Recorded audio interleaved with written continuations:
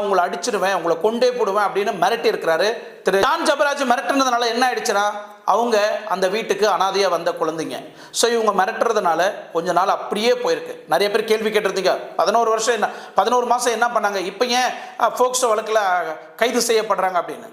இப்போ அந்த பெண்களாக போய் கம்ப்ளைண்ட் கொடுத்ததுனால தான் இன்னைக்கு ஜான் ஜபராஜை வந்து கைது செய்யறதுக்கு இன்னைக்கு அரெஸ்ட் வாரண்ட் பெறப்பட்டிருக்கு. ஸோ இங்கே வீட்டில் ஆல்ரெடி அவங்க மனைவிக்கு தெரிஞ்சிருக்கு இங்கே நடந்த சம்பவம், அவங்க மாமனாருக்கும் தெரிஞ்சிருக்கு அந்த வீட்டில் நடந்த சம்பவம்.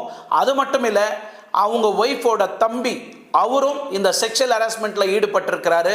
அவரையும் போலீஸ் வந்து கைது செய்திருப்பாங்கன்னு நினைக்கிறேன். இந்த நிமிஷத்தில் கண்டிப்பாக போலீஸ் அவரையும் கைது செய்திருக்கணும், இல்லைனா அவரையும் வலை வீசி தேடிட்டு இருக்கணும். ஏன்னா இந்த செக்ஷுவல் ஹராஸ்மெண்ட்டில் அவரும் உள்ளே வராரு. ஸோ இந்த அளவுக்கு குடும்பமே பிளான் பண்ணி இவரை வந்து மறைக்கப்பட்டிருக்கிறாங்க. அது மட்டும் இல்லை, அவங்க மனைவி கிட்ட